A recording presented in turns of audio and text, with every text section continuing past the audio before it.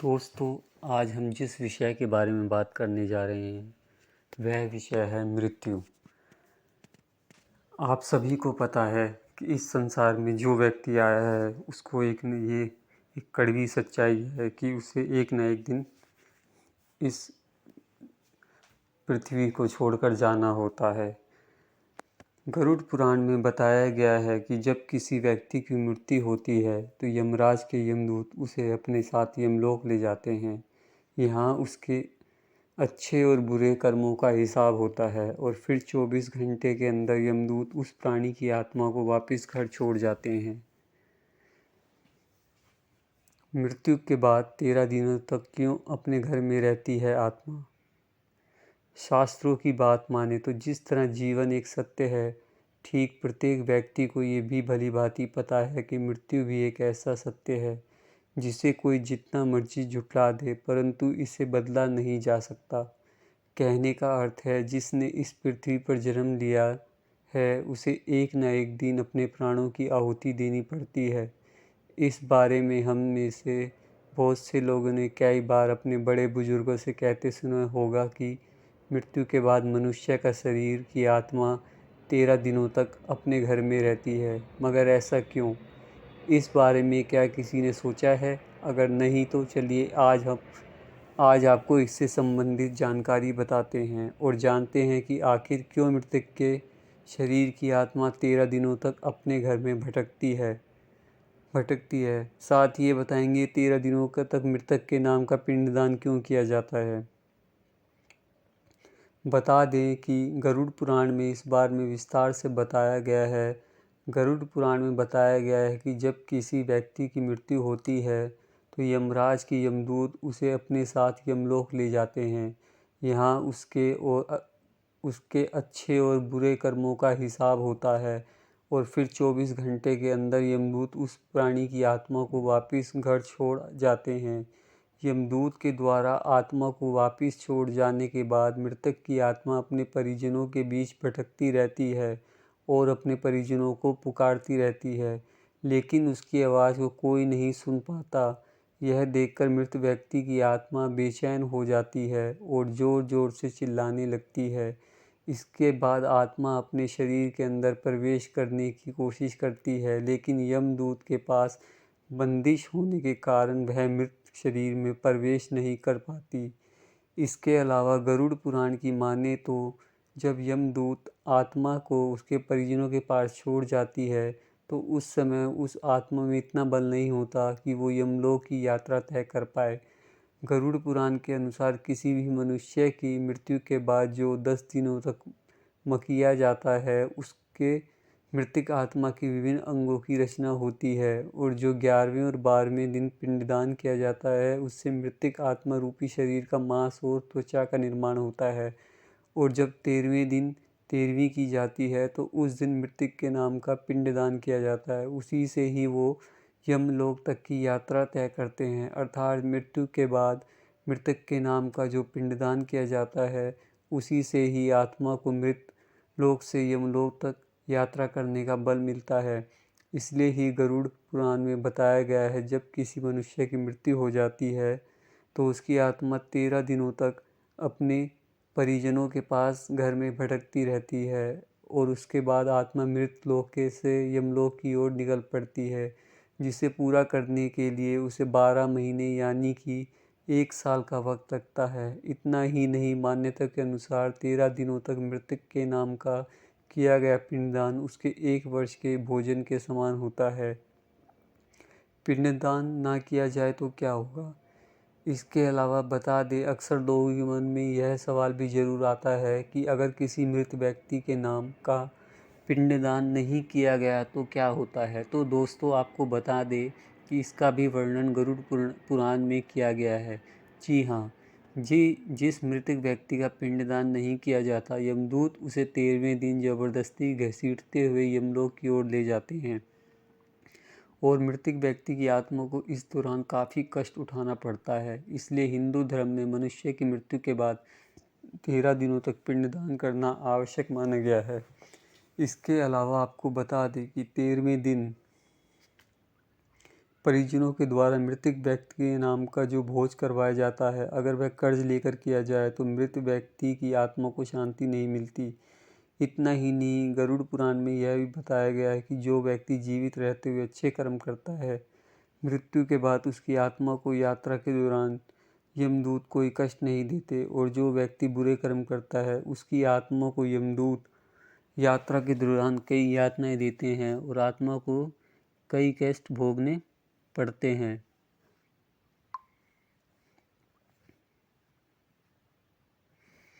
मनुष्य के मरने के बाद कितने दिन में जन्म लेता है मनुष्य?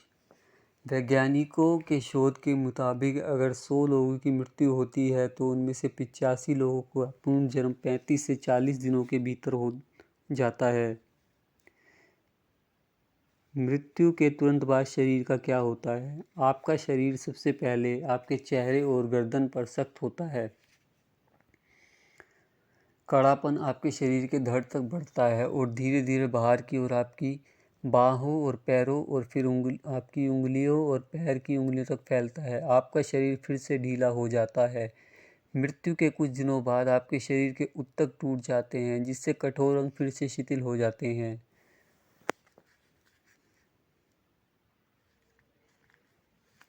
मृत्यु के बाद आत्मा कितने दिन तक रहती है? आपका शरीर सबसे पहले गरुड़ पुराण में यह उल्लेखित है कि मृत्यु के बाद आत्मा को यमदूत केवल 24 घंटों के लिए ही ले जाते हैं, और जो इन 24 घंटों के दौरान आत्मा को दिखाया जाता है कि उसने कितने पाप और कितने पुण्य किए हैं। इसके बाद आत्मा को फिर उसी घर में छोड़ दिया जाता है जहाँ उसने शरीर का त्याग किया था। इसके बाद 13 दिन तक आत्मा वहीं रहती है।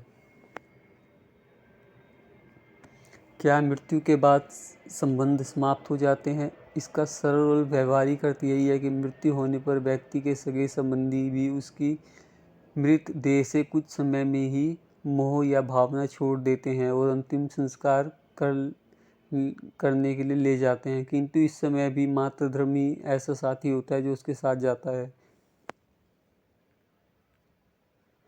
मृत्यु के 24 घंटे बाद आत्मा अपने घर वापस क्यों आती है? बता दें कि गरुड़ पुराण में इस बारे में विस्तार से बताया गया है।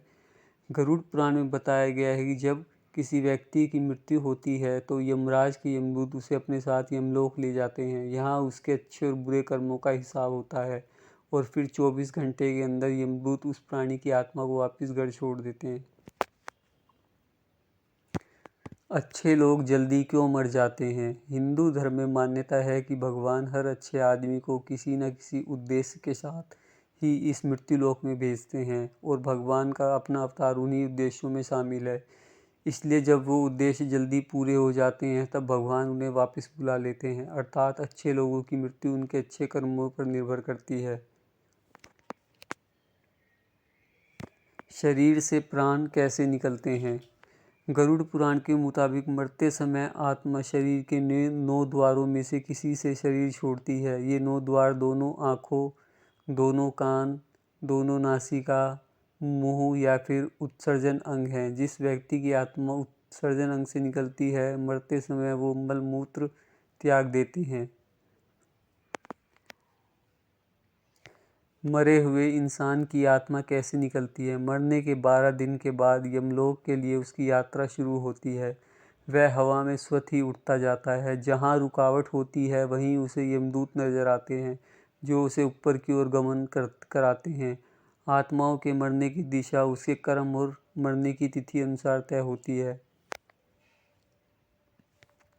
क्या मरने के बाद इंसान को दर्द होता है? पहले चरण के मुताबिक इंसान का सारा दर्द, चिंता, डर खत्म हो जाता है। उसे कोई शोर सुनाई नहीं देता और शांति महसूस करने लगता है। कुछ लोगों ने मरते वक्त खुशी महसूस करने की भी बात कही। दूसरे चरण में डॉक्टर थॉमस बताते हैं कि लोगों को अलग अलग अनुभव होते हैं। मृत्यु के बाद क्या नहीं करना चाहिए? सूर्यास्त के बाद कभी भी किसी का शव का जलाना या दफनाना नहीं चाहिए, और अगर ऐसी स्थिति उत्पन्न होती है तो आप शव को घर में रखें और उससे दूरी बनाकर रखें और अगले दिन ही दाह संस्कार की विधि शुरू करें। माना जाता है सूर्यास्त के बाद शांति नहीं मिलती है। मृत्यु से ठीक पहले क्या होता है? यह किसी भी व्यक्ति की भावनाओं को उत्तेजित करता है। सीमन कोयल के मुताबिक मृत्यु के क्षणों को समझना मुश्किल है, लेकिन अभी तक हुई रिसर्च के मुताबिक जैसे जैसे लोग मृत्यु के करीब आते हैं, शरीर के स्ट्रेस केमिकल्स में वृद्धि होती है। कैंसर वाले और शायद अन्य लोगों के शरीर में सूजन भी आने लगती है। आत्मा को कौन देख सकता है? आत्मा प्रकाश पुंज है जो सूक्ष्म शरीर के रूप में जीवित व्यक्तियों के अंदर मौजूद रहती है। सूक्ष्म शरीर के आँख, कान, मुख तथा हाथ पैर नहीं होते हैं, फिर भी यह देख सकता है, सुन सकता है, बोल सकता है और स्पर्श कर सकता है। क्या मृत आत्मा से बात हो सकती है? जी हाँ, बिल्कुल संभव है। इसके लिए बाकायदा लोग दूर दूर से आते हैं। मैं आपको ऐसे व्यक्ति का नाम तो नहीं बताऊंगा, लेकिन स्थान बता सकता हूँ जहाँ जाकर आप किसी से भी पता करेंगे तो आपको उस इंसान का पता मालूम पड़ जाएगा। जो किसी मृत व्यक्ति की आत्मा अगर भटक रही है तो इससे संपर्क करवा देती है। मौत का पता कैसे चलता है? मरने से पहले मिलते हैं ऐसे संकेत। व्यक्ति की जीभ काम करना बंद कर देती है, उसके स्वाद आना कम होने लगता है, बोलने में दिक्कत होती है। मौत निकट हो तो व्यक्ति को सूर्य चंद्रमा का प्रकाश दिखना बंद हो जाता है। मौत से पहले व्यक्ति के शरीर में हल्का पीलापन या कई बार सफ़ेदी दिखने लगती है। मनुष्य का जन्म कितनी बार होता है? इंसान 2 बार जन्म लेता है। पहला जन्म इस संसार में होता है जिसको कर्मलोक कहते हैं। यहाँ सारे इंसानों की परीक्षा चल रही है। मृत्यु के बाद इंसान का दूसरा जन्म परलोक में होता है, जहाँ उसे अपने कर्मलोक के कर्मों के आधार पर स्वर्ग या नर्क मिलता है। इसके बाद कोई जन्म नहीं है। मृत्यु के बाद लाश को अकेला क्यों नहीं छोड़ना चाहिए? इसके अलावा शव को अकेला इसलिए भी नहीं छोड़ा जाता क्योंकि माना जाता है कि मरे हुए आदमी की आत्मा वहीं पर भटकती रहती है और अपने परिजनों को देखती रहती है। ऐसे में कहा जाता है कि जिस इंसान की मौत के बाद शरीर आत्मा से खाली हो जाती है, जिस वजह से उस मृत शरीर में कोई बुरी आत्मा का साया अपने अधिकार जमा सकता है। लाश को रात में क्यों नहीं जलाया जाता? दरअसल मान्यता है कि जब तक शव का अंतिम संस्कार नहीं हो जाता, आत्मा उसके करीब ही भटकती रहती है। यदि अंतिम संस्कार रात में कर दिया जाएगा तो आत्मा वहाँ से चली जाएगी। इसके अलावा यह भी मान्यता है कि रात में दाह संस्कार करने से अगले जन्म में व्यक्ति को अंग में दोष हो सकता है। शरीर में आत्मा कहाँ निवास करती है? कठिपनिषद मानता है कि आत्मा का निवास मूलतः मस्तिष्क में है। योगी की भाषा में मस्तिष्क का यह हिस्सा सहचर चक्र या भ्रारंध्र कहलाता है। कुछ पश्चिमी वैज्ञानिक भी इसी निष्कर्ष पर पहुंचे हैं कि आत्मा मस्तिष्क के भीतर एक विशिष्ट प्रकार की तंत्रिकाओं में निवास करती है। क्या मृत्यु का समय निश्चित होता है? मृत्यु सत्य है, मृत्यु अटल है, मौत को कोई भी नहीं टाल सकता। धरती पर जन्म लेने वाले प्रत्येक मनुष्य की मौत निश्चित है। जिस तरह गर्भ में पलने वाला एक बच्चा कई स्टेज से गुजरते हुए जन्म लेता है, ठीक इसी तरह मृत्यु को प्राप्त होने से पहले भी एक मनुष्य को कई स्टेज से गुजरना होता है। गरुड़ पुराण को क्यों नहीं पढ़ना चाहिए? गरुड़ पुराण में एक ओर जहाँ मौत का रहस्य है, जो दूसरी ओर जीवन का रहस्य छिपा हुआ है। गरुड़ पुराण से हमें कई तरह की शिक्षाएं मिलती हैं। गरुड़ पुराण में मृत्यु के पहले और बाद की स्थिति के बारे में बताया गया, परंतु अक्सर इस पुराण के बारे में सुनने को मिलता है कि किसी भी जीवित मनुष्य को इसे नहीं पढ़ना चाहिए। जीवन का अंत कैसा दिखता है? नाड़ी और दिल की धड़कन अनियमित या महसूस करने या सुनने में कठिन होती है। शरीर का तापमान गिरता है। उनके घुटनों, पैरों और हाथों की त्वचा एक धब्बेदार नीले बैंगनी अक्सर पिछले 24 घंटों में हो जाती है। हांफने से सांस रुक जाती है और तब तक धीमी हो जाती है जब तक यह पूरी तरह से बंद ना हो जाए। मृत्यु के समय दर्द क्यों होता है? इसकी वजह यह बताई जाती है कि ज़िंदगी के आखिरी लम्हों में सेंट्रल नर्वस सिस्टम पर दर्द महसूस न होने देने वाले विषैले पदार्थ जमा हो जाते हैं। दर्द के अभाव में इंसान बेहतर महसूस करने लगता है, गफलत, नींद, बेहोशी या बेहोशी के आलम में चला जाता है और अंततः इस आलम से ही निकल जाता है। 1 साल बाद दफन शरीर कैसा दिखता है? अधिकांश भाग के लिए हालांकि यदि दफनाने के 1 साल बाद एक गैर क्षतिग्रस्त शरीर देखा जाता है तो यह पहले से ही काफ़ी विघटित हो जाएगा। नरम ऊतक चले गए हैं और केवल हड्डियां और शरीर के कुछ अन्य अंग शेष हैं। आत्मा की आवाज़ कैसी होती है? आत्मा की कोई अलग आवाज़ नहीं होती। आत्मा तो हमारी आँखों की आँख है, कानों का कान है, वाणी की वाणी है। ऐसी बात तो उपनिषद में साफ लिखी भी है, अर्थात जो हमारी आंखें देखती हैं वह देखने की शक्ति उस आत्मा से आती है। आत्मा को बुलाने से क्या होता है?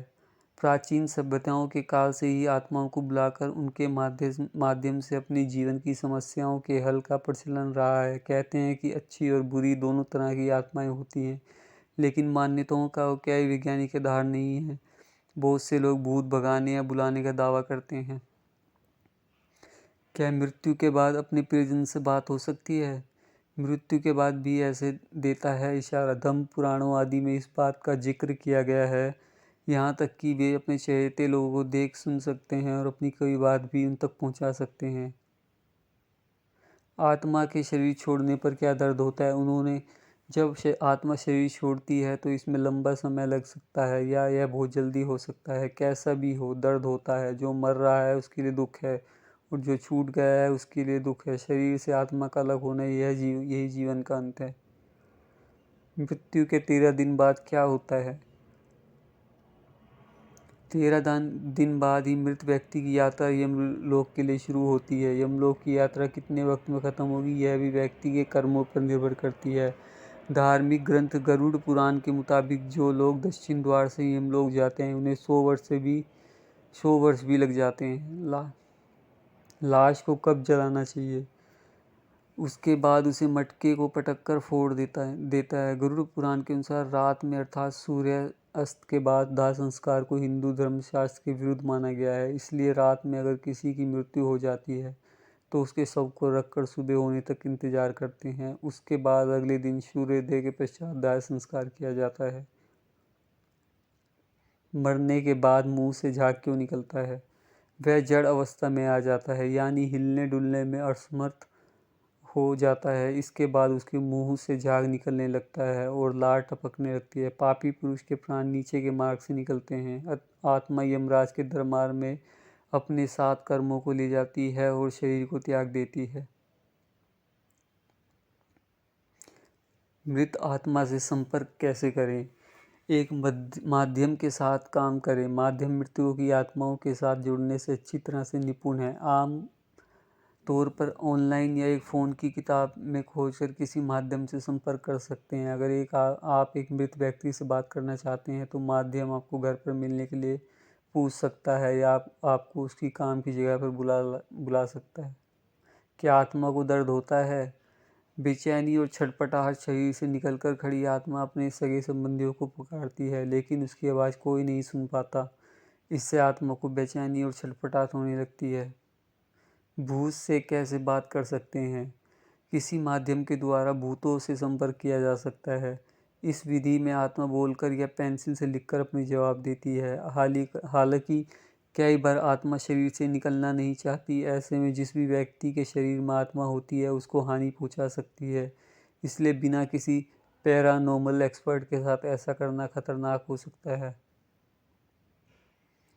मरे हुए व्यक्ति के जन्मदिन को क्या कहते हैं? मरे हुए व्यक्ति के जन्मदिवस की शुभकामनाएं नहीं दी जाती, अपितु उनकी जयंती मनाई जाती है, जैसे गांधी जयंती, और फिर निर्वाण दिवस पर या अवसान दिवस पर पुण्यतिथि मनाई जाती है। शमशान घाट में भूत रहते हैं क्या? शमशान घाट पर आत्माओं, भूत प्रेत आदि का निवास भी माना जाता है। यहाँ अघोरी भी होते हैं। इसलिए जैसे ही चंद्रमा आकाश में नजर आने लगे उस समय से लेकर सूर्योदय तक जीवित मनुष्य को शमशान घाट या उसके करीब में से बिल्कुल भी नहीं गुजरना चाहिए। भगवान शिव और माँ काली को शमशान घाट का भगवान कहा गया है। जीवन के अंतिम घंटे के संकेत क्या हैं? बेहोश होना। बेहोशी आना। बहुत से लोगों में स्किन का कलर येलो हो जाता है, किसी का ब्लू हो जाता है, किसी के शरीर पर ब्लू कलर के पैचेस आने लगते हैं। नाक से आवाज़ आने लगती है, नॉइसी ब्रीथिंग, धीमी और अनियमित सांस लेना।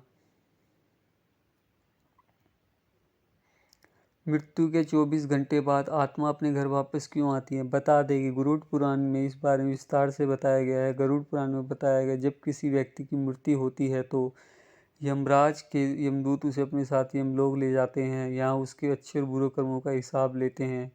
फिर 24 घंटे अंदर बाद यमराज उसकी आत्मा को वापस घर छोड़ देते हैं। भगवान अगले जन्म का फैसला कैसे करते हैं? मित्रों, जैसा कि हम जानते हैं कि जिस भी प्राणी ने इस धरती लोक पर जन्म लिया है उसे एक न एक दिन मरना ही पड़ता है। ऐसे में मनुष्य जीवित रहते हुए जो भी कर्म करते हैं वही कर्म मृत्यु के बाद उनके साथ जाते हैं। ऐसे में हिंदू धर्मशास्त्र गरुड़ पुराण की माने तो उन्हें कर्मों के आधार पर मनुष्य को उसका अगला जन्म मिलता है। जीवन का अंतिम सत्य क्या है? इटारसी व्यक्ति काल जीवन का अंतिम सत्य है। जो उत्पन्न हुआ है वह निश्चित ही काल का शिकार हुआ। कितना भी बड़ा धर्मात्मा पुण्यात्मा क्यों ना आया हो उसे जाना ही होगा। लेकिन यह बात भी परम सत्य है कि मनुष्य के कर्म उसे मृत्यु के बाद भी संसार में जीवित रखते हैं। धर्म और सद्कर्म करने वाला व्यक्ति सदा याद किया जाता है। कौन सा कर्म करने से स्त्री का जन्म मिलता है? मृत्यु के समय मनुष्य की आसक्ति जिस ओर होती है उसका जन्म उसी आसक्ति के आधार पर होता है। मान लीजिए अगर हम मृत्यु के समय स्त्री को याद करते करते प्राण त्याग देते हैं तो हमारा अगला जन्म स्त्री के रूप में ही होगा। मनुष्य के मरने के बाद कौन सा अंग जीवित रहता है? अगर मैं अंत की बात करते तो वो हमारा हृदय है जो 10 मिनट तक जीवित रह सकता है। मित्रों, इसके अलावा मरने के बाद हमारी त्वचा भी 24 घंटे से कहीं ज़्यादा समय तक जिंदा रहती है। शरीर की कुछ कोशिकाएं इन्हें जिंदा रखने का काम करती हैं। क्या कोई मौत के बाद जिंदा हो सकता है? यही कारण है कि मृत शरीर को वापस जीवित नहीं किया जा सकता, क्योंकि जरूरी कोशिकाएं मर चुकी हैं और जटिल संरचनाएं खत्म हो चुकी हैं। अभी तक मौजूद सभी मेडिकल खोज मौत को कुछ देर तक रोक सकती है लेकिन रिवर्स नहीं कर सकती। बीमारी का समय रहते इलाज करना इसलिए ज़रूरी कहा जाता है ताकि प्रोसेस में सुधार किया जा सके। मनुष्य क्यों मरता है? इंसान मरता क्यों है? जाहिर है आप बीमारी या दुर्घटना से मरने की बात नहीं कर रहे, क्योंकि उनमें शरीर के अत्यावश्यक अंग क्षतिग्रस्त हो जाते हैं। उनके बिना हमारे शरीर का जैविक तंत्र चल नहीं पाता है, जिसको वजह से इंसान की मौत हो जाती है। क्या हिंदुओं को दफनाया जा सकता है? जब आमतौर पर मृतकों का अंतिम संस्कार करते हैं, संतों और बच्चों के शवों को दफनाया जाता है। हिंदू रीति रिवाजों के अनुसार मृतकों का अंतिम संस्कार किया जाता है, क्योंकि ऐसा माना जाता है कि आत्मा शरीर में इतने लंबे समय तक रहने के बाद शरीर से जुड़ जाती है और जाने से इनकार कर देती है। क्या कोई लड़की अंतिम संस्कार कर सकती है? हालांकि बेटियों को हिंदू परंपरा के अनुसार प्रदर्शन करने या अपने माता पिता के अंतिम संस्कार में भाग लेने की अनुमति नहीं दी जाती। ऐसा माना जाता है अगर कोई महिला अंतिम संस्कार की चिता को जलाती है तो मृतक को मोक्ष नहीं मिलेगा और वह पुण्य जन्म के चक्र में फंस जाएगी। हिंदू धर्म में अंतिम संस्कार के समय लाश के सिर पर 3 बार डंडा क्यों मारा जाता है? कपाल क्रिया। इस कपाल क्रिया के बाद ही एक मृत व्यक्ति की आत्मा को मोक्ष की प्राप्ति होती है। क्या आत्मा हमें देख सकती है? आत्मा प्रकाश पुंज है जो सूक्ष्म शरीर के रूप में जीवित व्यक्तियों के अंदर मौजूद रहती है। सूक्ष्म शरीर के आँख, कान, मुख तथा हाथ पैर नहीं होते हैं, फिर भी यह देख सकती है, सुन सकता है, बोल सकता है और स्पर्श कर सकता है। क्या आत्मा को किसी ने देखा है? कहा गया है आत्मा अविनाशी है, इस पर किसी भी प्राकृतिक भाव का असर नहीं होता। आत्मा पर किसी भी प्रकार की चीज़ें असर नहीं करती। आत्मा का एक ही स्वाभाविक गुण है, स्वाभाविक रूप से प्रसार करना और ईश्वर में विलीन होना। जब तक आत्मा ईश्वर को अपने मुख्य बिंदु तक नहीं पहुंचती तब तक तमाम शरीर बदलती रहती है। मृत्यु के पीछे कौन आता है? मृत्यु सामान्यतः वृद्धावस्था, लालच, मोह, रोग, कुपोषण के परिणाम स्वरूप होती है। मुख्यतः मृत्यु के 101 स्वरूप होते हैं, लेकिन मुख्य 8 प्रकार की होती हैं, जिसमें बुढ़ापा, रोग, दुर्घटना, अकस्माती आघात, शोक, चिंता और लालच मृत्यु के मुख्य रूप हैं। शरीर से जान कैसे निकलती है? गरुड़ पुराण के मुताबिक मरते समय आत्मा शरीर के 9 द्वारों से द्वारों में से किसी शरीर से शरीर छोड़ते हैं। 9 द्वार, दोनों आंखें, दोनों कान, दोनों नासिका, मुंह या फिर उत्सर्जन। जिस व्यक्ति की आत्मा उत्सर्जन अंग से निकलती है, मरते समय वो मूत्र त्याग देता है। कोई जीवित रहते हुए गरुड़ पुराण का पाठ करे तो क्या होता है? जिसके अनुसार यदि कोई जीवित मनुष्य अपने जीवन में इस पवित्र पुराण का पाठ करता है तो विद्या, यश, सौंदर्य, लक्ष्मी, विजय और आरोग्य आदि के विषय में ज्ञान की प्राप्ति होती है। जो मनुष्य इसका नियमित पाठ करता है या सुनता है वह सब कुछ जान जाता है और अंत में उसे स्वर्ग की प्राप्ति होती है। गरुड़ पुराण के अनुसार सबसे बड़ा पाप क्या है? जीव हत्या सबसे बड़ा पाप है। अनावश्यक हरे पेड़ों को काटना भी पाप है। जीवन का पहला कृत्य क्या है? श्वास जीवन का सबसे पहला कृत्य होता है और वही जीवन का अंतिम कृत्य भी होता है। इसके बीच में सारा जीवन हम श्वास ले रहे हैं और छोड़ रहे हैं, परंतु हम अपनी श्वास के प्रति ध्यान नहीं देते। जीवन से पहले क्या है? इस श्लोक में आचार्य चाणक्य कहते हैं कि आयु, कर्म, धन, संपत्ति, विद्या और मौत, ये 5 चीज़ें मनुष्य के भाग्य में उसी समय लिख दी जाती हैं जब वो घर में होता है। बाद में इनमें किसी प्रकार का कोई बदलाव नहीं होता। जिसकी जितनी उम्र होती है उससे पहले उसे कोई मार नहीं सकता। मरने से पहले क्या दिखाई देता है? मृत्यु से 4 से 6 महीने पहले से व्यक्ति को अपनी परछाई पानी या तेल में दिखनी बंद हो जाती है। जिस व्यक्ति को आग की रोशनी दिखाई देनी बंद हो जाए उसको भी 6 महीने में मृत्यु हो सकती है। इस तरह मरने से 6 महीने पहले व्यक्ति को ध्रुव तारा या सूर्य दिखना बंद हो जाता है। साथ ही रात में इंद्रधनुष दिखाई देने लगता है। मरने के बाद शरीर में खून कब तक रहता है? 12 घंटे बाद शरीर में बदलाव। सेल्स और भीतरी टिश्यू के भीतर निरंतर रासायनिक परिवर्तनों के कारण मांसपेशियां पूरी तरह से ढीली हो जाती हैं। इस प्रक्रिया को सेकेंडरी फ्लेसिडिटी के रूप में जाना जाता है। इस बिंदु पर शरीर की त्वचा सिकुड़ने लगती है और यह भ्रम पैदा होता है कि बाल और नाखून बढ़ रहे हैं। आत्मा को शांति कब मिलती है? आचार्य पंडित योगेश शास्त्री शैम्पू वाले ने बताया कि हिंदू मान्यताओं के अनुसार मृत्यु के बाद मनुष्य की आत्मा भटकती रहती है। पितृ पक्ष ऐसा समय होता है जब अपने पूर्वजों के नाम का श्राद्ध कर उनकी आत्मा को मोक्ष प्राप्ति में मदद की जा सकती है। भूत का भोजन क्या है? दोस्तों, सच बात तो यह है कि भूत प्रेत खाना नहीं खाते। वे हमेशा बिना खाने के ही रहते हैं, लेकिन उनके मन में भोजन की मांग हमेशा बनी रहती है। डॉक्टर अरुण कुमार, जिन्होंने भूतों के ऊपर काफ़ी रिसर्च की है, तो पता चला कि भूत प्रेत सिर्फ वैचारिक रूप से संतुष्ट होने के ही खाना समझते हैं।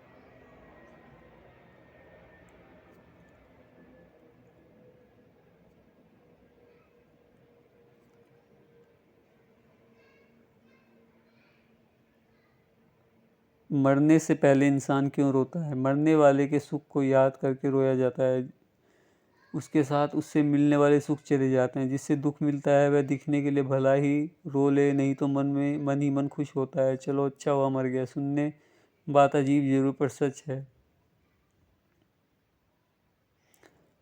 शमशान घाट में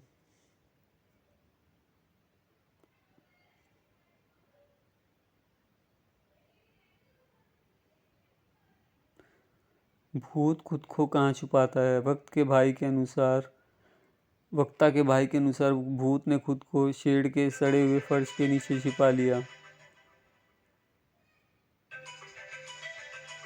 मनुष्य को अंतिम समय में क्या करना चाहिए? अंतिम समय व्यक्ति को सुनाए प्रभु की लीला। जब कोई व्यक्ति अपनी अंतिम सांसें गिन रहा हो उस समय उसे भगवान के स्वरूप, प्रभु की लीला और ईश्वर भक्ति में ध्यान लगाना चाहिए। आप व्यक्ति से आस्था और ईश्वरीय सेवा से संबंधित बात करें, उनसे अपने किसी प्रकार के भी दुख की चर्चा न करें।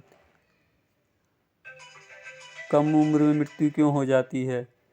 दुनिया भर में कम उम्र में लोगों की अचानक होने वाली मृत्यु दर में अब तेजी से बढ़ोतरी हो रही है। इसके पीछे सबसे बड़ा कारण है खराब होती लाइफस्टाइल और इससे जुड़ी बीमारियां। दरअसल लाइफस्टाइल खराब होने से मोटापा और डायबिटीज जैसी बीमारियों का खतरा बढ़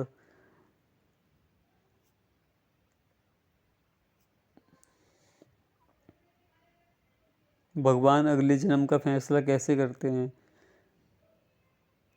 मित्रों, जैसा कि हम जानते हैं कि जिस भी प्राणी ने इस धरती लोक पर जन्म लिया है उसे एक न एक दिन मरना है पड़ता है। ऐसे मनुष्य जीवित रहने के लिए जो भी कर्म करते हैं वही कर्म मृत्यु के बाद उनके साथ जाते हैं। ऐसे में हिंदू धर्मशास्त्र गरुड़ पुराण की माने तो उन्हें कर्मों के आधार पर मनुष्य का अगला जन्म मिलता है। पाप का फल कब मिलता है? इसमें भी कई अवस्थाएं होती हैं। भले ही व्यक्ति में पाप कर्मों का उदय होना बंद हो चुका हो, भले ही उसने पाप कर्म करना बंद कर दिया हो, किंतु पूर्व में किए गए पाप कर्म का फल तब भी मिलता रहता है। कुछ पाप तब भी बीज रूप में बचे रहते हैं, कुछ फलीभूत हो चुके होते हैं, जिन्हें हम दुख तथा वेदना के रूप में अनुभव करते हैं।